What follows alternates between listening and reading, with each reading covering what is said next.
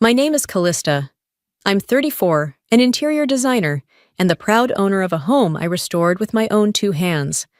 I haven't spoken to my family in 9 years, not since they disowned me for not living the life they demanded. So when my phone rang last April and my mother's voice, syrupy sweet and fake as ever, poured through the speaker, I knew something was coming. But I didn't expect this. She wanted to host my brother's wedding. At my house. The house I built without them. The house they never once congratulated me on. The house they only cared about now that they needed it. I didn't yell, I didn't cry, I didn't slam the phone down. What I did was make a plan.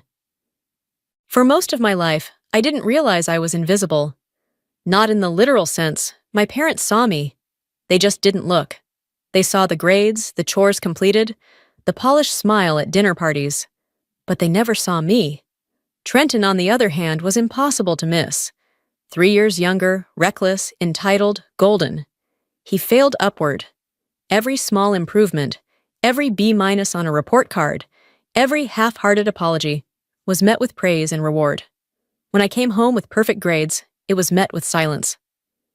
"That's what we expect from you," my father said, without ever looking up from his paper. It took me years to realize how damaging that sentence really was. I learned early that effort wasn't enough, that excellence didn't earn affection, that being useful was the only acceptable form of being.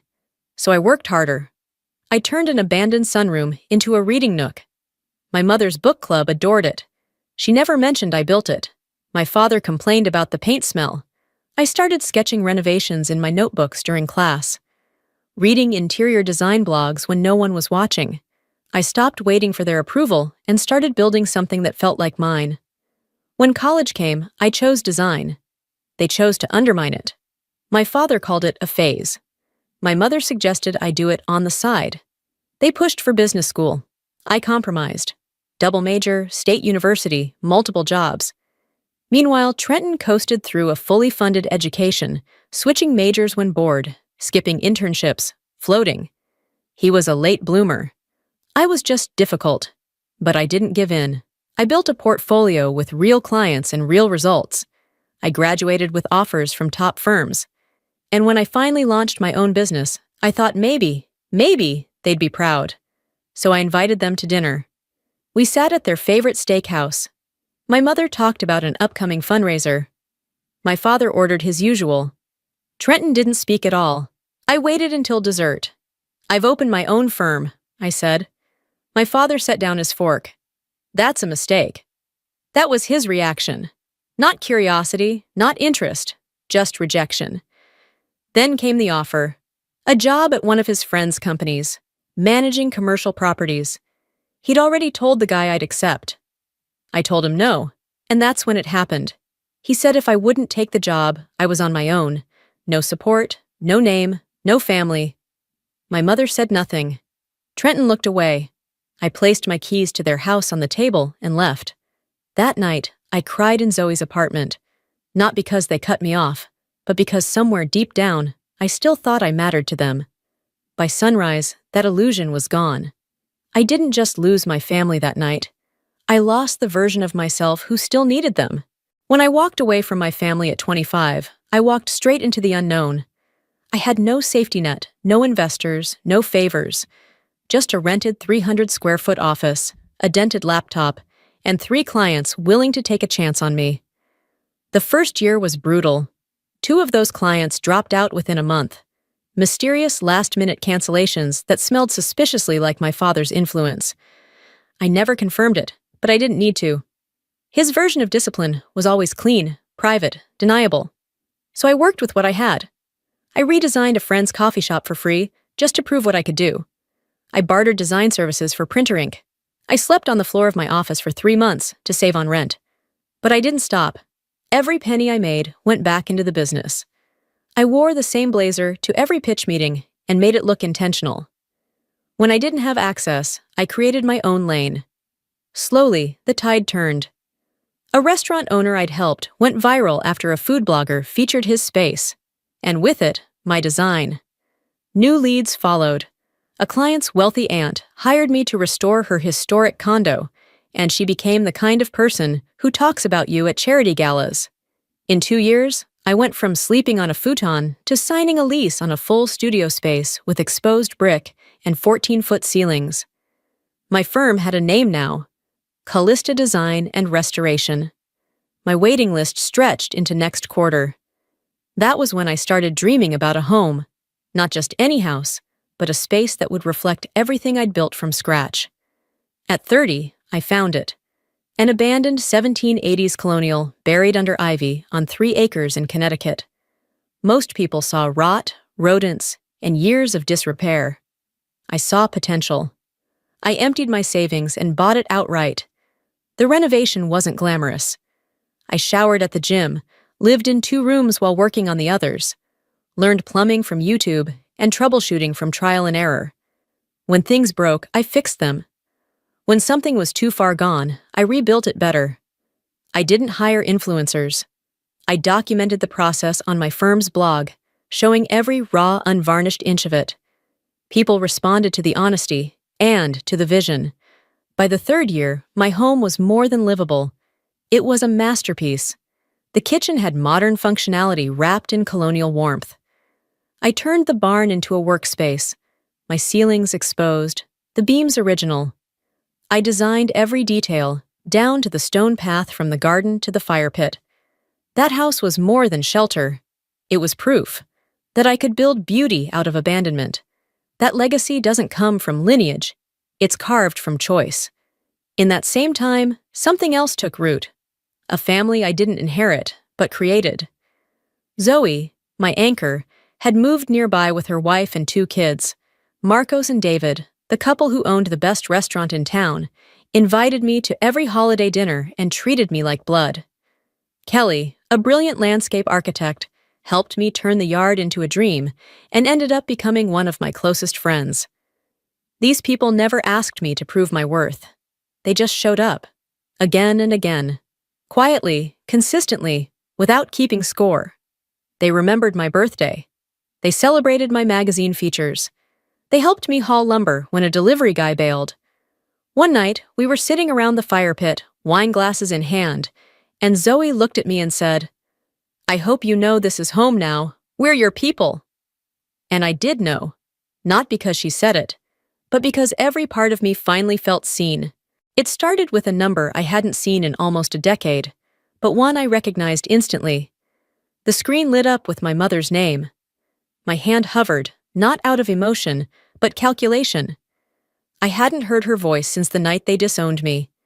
And now, after 9 years of silence, she was calling me at 2:12 on a Tuesday afternoon. I answered with the same voice I used with clients who tried to talk down my rates. "Hello? Callista, darling," she sang out, as if we'd spoken last week. "It's Mom." Of course it was. And I already knew this wasn't a reconciliation. That much was clear from her tone, too cheerful, too rehearsed. "How have you been?" she asked breezily. "I'm well," I said evenly. "This is unexpected." "Well, families should stay connected, shouldn't they?" She laughed. "Anyway, we have some exciting news. Your brother Trenton is getting married." I waited. "And," she continued, "there's been a bit of a hiccup with the venue. The country club suffered a small fire in their event hall. Just smoke damage, nothing serious. But they had to cancel all events for the summer." "Of course." "And then," she added, almost triumphant, "I remembered that beautiful article in Architectural Digest about your home. Such a creative space, really. Those gardens. That barn. Callista, your house would be perfect for the wedding." There it was. Not a hello, not an apology, not a hint of remorse for nearly a decade of absence. Just a request. "You want to host Trenton's wedding at my home?" I clarified. "Just a small celebration. 200 people, maybe less," she said. "Ceremony in the garden, cocktails on the patio, dinner in a tent on the lawn. Caroline's mother absolutely adores your aesthetic." I didn't respond. She pressed. "It would be a lovely chance to let bygones be bygones. Water under the bridge, don't you think?" No, I didn't. "I'll need time to think about it," I said flatly. "Well, do think quickly," she chirped. "Invitations should have gone out already. Your father will call tomorrow to discuss logistics." The line went dead. I stared at the screen. Then I laughed. Not because it was funny, but because the audacity was breathtaking. True to her word, the next day, my father called. He didn't bother with small talk. Your mother tells me you're considering hosting the wedding. I haven't agreed to anything. Well, we need to begin preparations immediately. We'll have our event planner contact you. I didn't flinch. This is a significant imposition, I said. And given our history is irrelevant, he snapped. This is about family. Trenton needs this. The Westfields are important connections. There it was again. Trenton's needs. My boundaries, irrelevant. My home is also my business, I said calmly. I'm not comfortable with 200 strangers occupying it, especially after 9 years of silence. He didn't even try to pretend. This isn't about your comfort, Callista. It's about doing what's right for the family. I expected more maturity from you. The call ended with him demanding an answer within 24 hours. Then Trenton called. Hey, sis, he said, like we hadn't skipped a decade. Long time. Yeah, I said, 9 years. Life gets busy, he mumbled. Anyway, Caroline is really stressed. She saw your house in the magazine and literally cried. Said it's her dream venue. And honestly, it would mean a lot to have my only sister involved. I almost bought it. Until he added, Caroline's parents will cover all costs. Even pay you a site fee, though, family discount and all. I said nothing. He went on, talking about logistics, where the catering trucks would park, how guests could use my master suite to get dressed, as if this was a done deal, as if I was just the concierge. Trent, I said, this is not just a venue, it's my home. He chuckled. Come on, they're not strangers. These are family friends. Mom's club, dad's associates, people who matter. Ah, and I didn't. By the end of that day, I had 7 more calls. 2 from my mother, 1 from the planner I'd never agreed to, a voicemail from Carolyn, who I had never met, and 3 from family members who hadn't so much as sent a Christmas card in years. Aunt Susan told me, family comes together in times like these. My cousin Michael texted, don't punish Trenton for Dad's mistakes. Then I saw the post, a professionally edited photo of my house, taken from my website, captioned, Can't wait to celebrate our big day at this dream venue, 63 days until forever begins. #Trick and Caroline, #Mitchell wedding. They had already announced it, used my address, without permission. I received a text from my cousin Jennifer, always the family gossip. FYI, they already sent out the invitations last week with your address. Thought you'd say yes once RSVPs started rolling in.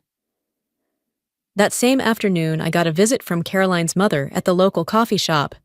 She greeted me like a daughter-in-law. When I said I hadn't agreed to host anything, her smile barely cracked. I'm sure you and Trenton will sort it out. Family always comes through. I went home and found an anonymous complaint had been filed against my business, alleging code violations. The inspector found nothing.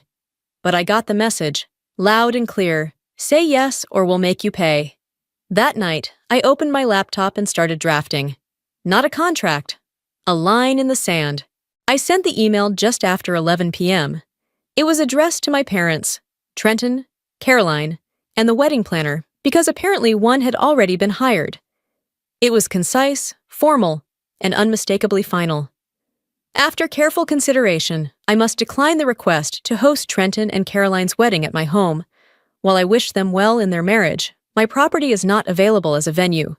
Please inform all guests and vendors immediately. Continued use of my address or likeness constitutes unauthorized use and trespassing. Zoe reviewed it for me. She tightened the tone, professional, but immovable. The response was almost instant. My father called within the hour. His voice was tight, controlled in a way I recognized, his version of fury wrapped in civility. This is absolutely unacceptable, he said. After everything we've done for you. You disowned me, I said. 9 years ago, do you remember? He deflected like he always had. Your brother needs this. The Westfields are important. Then find another venue, I said flatly. You're being ungrateful and difficult, he snapped. This is family. You told me not to use the family name, to lose your number, to disappear. That was then. This is about now. No, this is about convenience. It always was. He hung up. The text messages started not long after. From my mother. How could you humiliate us like this? Your brother is devastated. I didn't raise you to be this cruel. From Trenton. You're ruining the most important day of my life. What if we cut the guest list to 100? We'll keep people out of the house. Please, Callista, don't do this. And then from Carolyn, a shaky, tear-soaked voice message. She said she had always hoped to build a relationship with me, that she admired me, that she didn't understand why I was doing this. I deleted it. By evening, the outer circle was activated. Aunt Patricia called to explain how I was tearing the family apart. Uncle James warned this stress could affect my father's heart. Cousins who hadn't acknowledged my existence in years suddenly wanted to mediate. Then came the retaliation. 2 formal complaints were filed anonymously with my town. One for supposed historic code violations, one for improper commercial use of my property. Both were baseless, but disruptive, time-consuming, strategic. Then came the digital front. Newly created accounts began leaving 1-star reviews on my firm's business listings. Forums I participated in saw sudden comments questioning my professionalism. One of my clients called to say someone was asking questions, veiled inquiries about my licensing, my billing practices. I wasn't rattled, I was resolved. Then I saw the post. A watercolor rendering of my home, featured on the wedding invitations, captioned, "Can't wait to celebrate our big day at this dream venue." My address, my house. Without my consent, I contacted my attorney. We issued cease and desist letters to everyone involved, my family, the Westfields, the planner. We also filed legal notice with the local police and vendors. Everything was documented. Then I called a private security company, former military, discreet, efficient. We built a full protection plan. 4 guards stationed at each entry point, motion-triggered surveillance, legal notices posted at the perimeter, incident logs for every attempt to enter. Meanwhile, I booked a 4-day retreat in Nantucket. Prepaid, non-refundable, location private. I changed the locks, updated my security codes, had my mail held, asked neighbors to report anything suspicious. Then came the smoking gun. An email forwarded by mistake from Caroline's mother. It was intended for the wedding planner. The subject line read, "If Callista resists." It laid out strategies, bringing in a locksmith, distracting me with a brunch invitation, even a list of family friends willing to lie and say I'd agreed to host. They weren't hoping I'd say yes. They were preparing to take it. The morning of June 24th, I sat on the balcony of my resort suite, coffee in hand, wrapped in ocean air and silence. At 9:37 a.m., my phone buzzed, motion detected. I opened the camera app and watched, live, as the first van rolled up. Elite catering. 2 SUVs followed. Then my parents' car, Trenton's Tesla, Caroline's mother's white Range Rover. My guards were already in place. They never even opened the gate. I watched my father arguing, red-faced and gesturing wildly. Caroline crying. Trenton pacing in circles. The wedding planner holding a clipboard, visibly flustered. Guests showing up in full dress. Vendors confused and irritated. At 10:45, the police arrived. We had briefed them days in advance. The officers reviewed the paperwork on file, spoke calmly to my family, then stepped aside. No event, no access. By mid-afternoon, reality began to set in. People started leaving. Vendors packed up. The planner stood alone at her car for almost 10 minutes, talking into her phone with her other hand shaking. At 5:30, the last vehicle pulled away. One of my guards texted, "All clear, your father said. This isn't over." We documented everything. I closed the app and set down my phone. I didn't feel triumphant. I didn't feel vindicated. I felt still. And in that stillness, something settled in me, like concrete poured and hardened at last. This wasn't about revenge. It was about sovereignty. 3 days after the wedding that never happened, I returned home. The house was exactly as I'd left it. Clean, silent, mine. A quiet, elegant refusal carved in wood and stone. The garden was untouched, the barn locked, the camera logs full of attempts and denial. Waiting in my mailbox were 3 envelopes. One from my mother, written in clipped cursive. "You've destroyed your brother's happiness out of spite. You're cold. You're toxic. This family is better off without you." One from Trenton. "I don't understand what happened to us. We used to be close. Did you hate me all along?" And one from Caroline. "I'm sorry. I should have reached out directly. Everyone kept saying you'd come around eventually. I didn't know. I didn't see." I read them once and never again. They went into a drawer I no longer open. Weeks passed. No lawsuits, no apologies. Just a void, thick with stories I wasn't part of. I didn't respond. I didn't correct the rumors. I let silence do what words never could, draw a final line. Then came fall, and with it, Thanksgiving. That year, I hosted 20 people at my house. Zoe and her family, Kelly and her new girlfriend, Marcos and David and their extended circle, 2 clients who had become friends, my neighbors, my people. We sat under warm lighting, passing wine and stories across the table, set in the garden they once tried to claim. There was laughter, soft music, the clinking of real silverware, and for the first time, I felt it. Not performance, not duty, but connection. No manipulation, no pretense, just presence. I looked around and realized something simple but profound. They didn't love me because of what I built. They loved me while I built it. Family isn't who shares your name. It's who shows up, and I had found mine.